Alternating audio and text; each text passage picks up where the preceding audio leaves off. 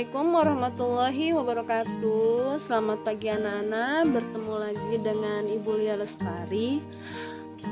Pada kesempatan kali ini kita akan membahas tentang materi pidato persuasif. Langsung aja yuk kita simak materinya. Untuk KD mengidentifikasi informasi dalam pidato persuasif, ada 4 submateri yang akan kita bahas. Yang pertama adalah pengertian pidato persuasif, yang kedua jenis-jenis pidato persuasif, yang ketiga metode berpidato, yang keempat adalah tujuan berpidato. Apa sih pidato persuasif itu? Pidato persuasif adalah pidato yang tujuannya itu adalah meyakinkan pembaca atau pendengar dengan menyajikan argumen-argumen dari sudut pandang. Ada beberapa jenis tentang pidato. Yang pertama adalah jenis pidato sambutan, pidato pemerintah, pidato instansi, dan pidato ceramah. Di sini ada 4 metode berpidato. Yang pertama adalah metode naskah, yang kedua adalah metode hafalan, yang ketiga adalah metode ekstemporan, dan yang keempat adalah metode pidato dadakan. Bedanya apa sih dari keempat metode pidato ini? Sesuai dengan namanya, naskah berarti kita pidato cukup membacakan naskah yang sudah kita siapkan saja.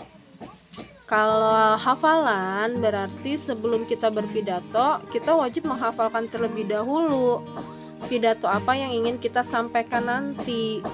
Nah, kalau ekstemporan itu kita membuat catatan-catatan kecil. Jadi kita nggak menulis naskah pidato, tapi kita cukup mencatat bagian-bagian penting saja secara berurutan, agar nanti ketika kita berpidato itu kita tidak bingung selanjutnya apalagi yang akan disampaikan.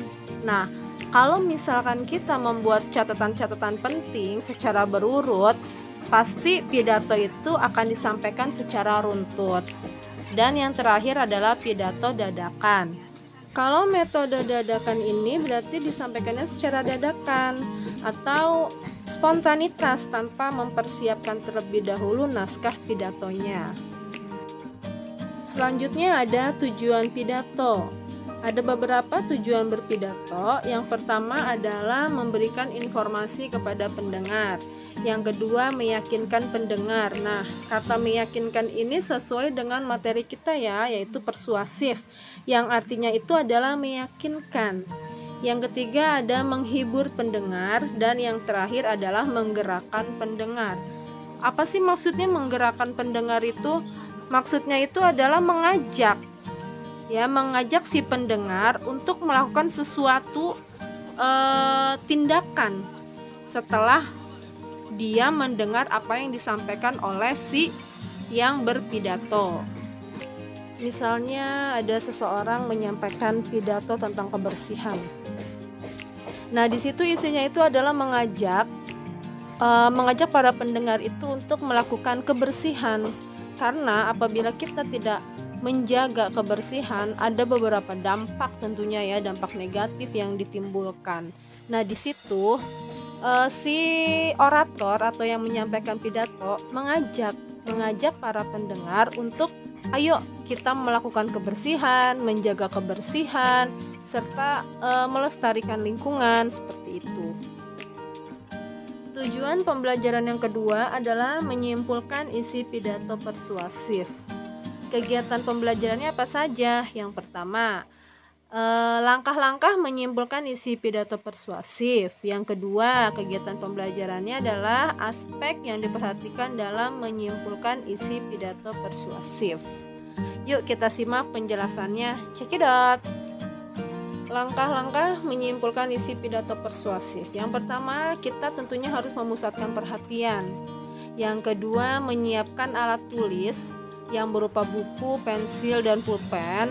Dan yang ketiga, mendengarkan atau membaca pidato persuasif. Yang keempat, mencatat pokok-pokok pidato yang berupa informasi ketika kita sedang melihat atau mendengarkan pidato. Yang kelima, menyimpulkan isi pidato persuasif yang didengar atau dibaca. Dan yang terakhir adalah menuliskan simpulan pidato persuasif dalam beberapa kalimat. Jadi yang kita simpulkan itu adalah hal-hal yang bagian terpentingnya saja. Kita bisa menggunakan rumus 5W plus 1H. Apa sih 5W plus 1H itu? 5W plus 1H itu adalah W yang pertama terdiri dari what, who, when, where, why, dan how. Nah itu dia ya, jadi 5W plus 1H yang artinya apa, siapa, kapan, di mana, bagaimana, itu ya artinya. Kegiatan materi yang terakhir adalah aspek apa saja yang harus diperhatikan dalam menyimpulkan isi pidato persuasif. Yang pertama, simpulan harus memuat isi pidato. Yang kedua, simpulan tidak menyimpang dari isi pidato. Maksudnya menyimpang itu adalah keluar dari topik pidato. Misalnya pidato sedang membicarakan tentang atau membahas tentang banjir, tiba-tiba menyimpangnya itu tentang kenaikan harga BBM. Nah itu kan adalah menyimpang. Dan yang ketiga adalah simpulan bukan merupakan komentar, melainkan ringkasan isi pidato. Sudah jelas ya, jadi simpulannya itu bukan komentar, tapi dia itu adalah ringkasan isi pidato gitu. Nah cukup sekian ya materi yang Ibu jelaskan hari ini. Kalian akan Ibu berikan post test atau refleksi akhir di akhir video ini. Ibu ucapkan assalamualaikum warahmatullahi wabarakatuh.